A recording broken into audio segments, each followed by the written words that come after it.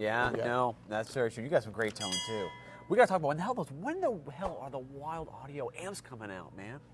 Well, we're talking about making them, but between, but then you have all the fractals and this and that, and then we're just looking into, I have them, obviously the design already because I'm using them. So, Yeah. I don't have them actually out here with me. They went over to Europe for the Pantera thing. Oh, right, so when we get, for the Pantera celebration, when we get in February, at the end of January, February.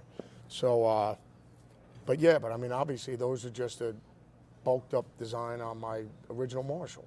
Right. Which the 800, the JMP and the 800, it's just it's like a pair of Levi's and a Fruit of the Loom t-shirt. It's just a simple design, but it's timeless.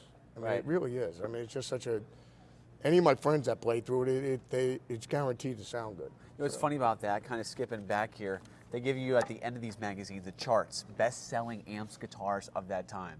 And you go over to the amps, and wow. and did you make the top 10 for Marshall? You got JCM 3005 over there, but you see what people were preferring at that time. Fender Deluxes and the Crate G40s. Yeah, but I think a lot of these are They're probably practice amps. They're practice amps, right. I'll let you get to the Mesa Boogie Mark III.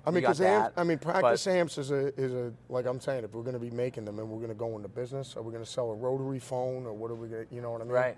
Because it's just like we're going to go out of business. So, the thing is, it's kind of messed up nowadays. Well, it's not messed up. It's just the evolution, just like we're reading in there.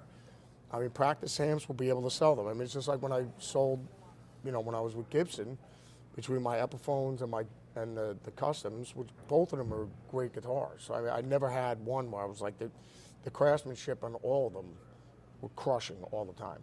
So, but the Epiphones, what are we going to move? You're going to move more of the Epis because they're $600 to $800. Right. And against a $3,000 guitar, that's a once in a lifetime investment. It's about $3,500. And the same thing with amps. If you're going to spend $3,000, $5,000 on a 100-watt top, or you can get a fractal, you know what I mean?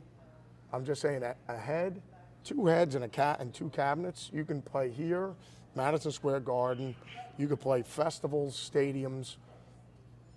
I've done that with Ozzy, you know what I mean? Whether we're playing the Moscow Peace Festival, I'm using the same rig that I'm using here.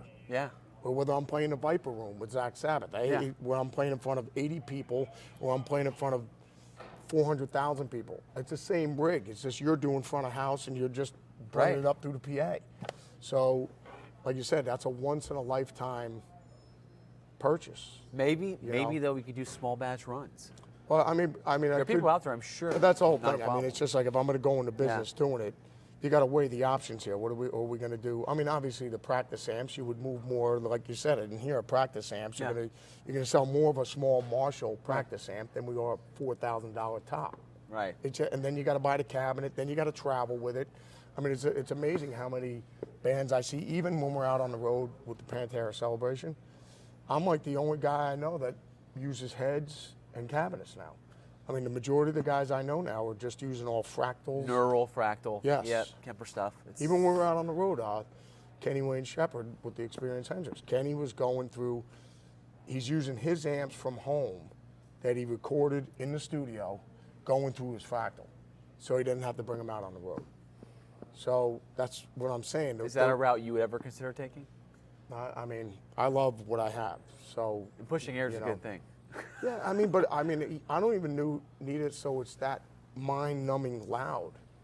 I don't even think I'm going above even tonight, like 2. Wow. I got the master up all the way, but I'm at about 2, and all the extra gain I got is in the Berserker overdrive pedal. Right. The beautiful thing about the 800s and the JMPs, you can play Highway to Hell, da-na-na, da-na-na. It's a great guitar tone, and it doesn't feed back.